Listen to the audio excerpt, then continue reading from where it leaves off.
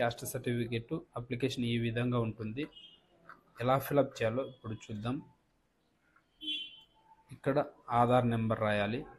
ఇక్కడ applicant name, మీకు caste సర్టిఫికేట్లో ఏ విధంగా అయితే పేరు కావాలో ఆ విధంగా ఇక్కడ ఫిలప్ చేయండి. అలాగే ఇక్కడ రిలేషన్ నేమ్, మీ ఫాదర్ నేమ్ అయితే ఫాదర్ నేమ్ రాయండి.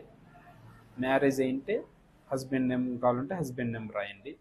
అలాగే ఇక్కడ జెండరు, మీరు మేల్ అయితే మేలు, ఫీమేల్ అయితే ఫీమేల్ రాయండి. అలాగే ఇక్కడ డేట్ ఆఫ్ బర్త్ రాయండి.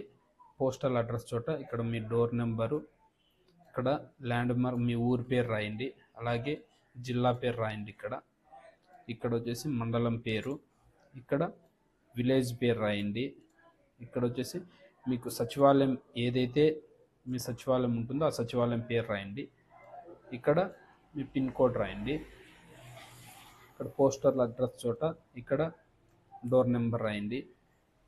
ఇక్కడ మీ ఊరి పేరు రాయాలి.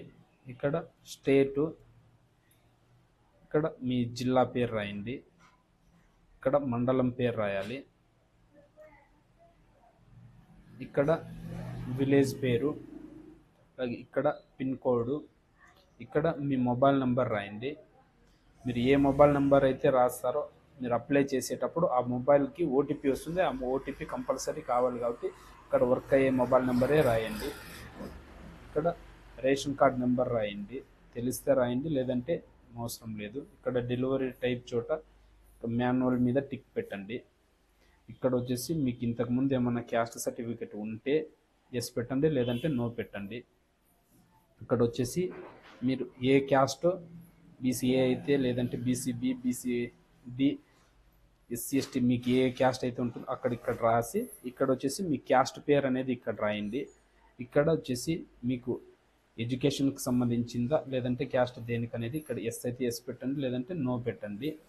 ఇక్కడ వచ్చేసి పర్పస్, మీ క్యాస్ట్ సర్టిఫికేట్ దేనికో దానికి రాయండి.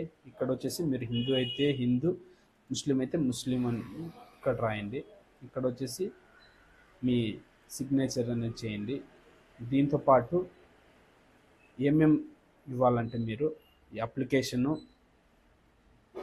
మీ ఆధార్ కార్డు, రేషన్ కార్డు, క్యాస్ట్కి సంబంధించింది ఏదైనా ప్రూఫ్, మీరు ఇంతకుముందు క్యాస్ట్ ఉంటే క్యాస్ట్ సర్టిఫికేట్ జిరాక్స్ ఇవ్వండి, లేదంటే టీసీ ఉంటే టీసీ అయినా పెట్టండి.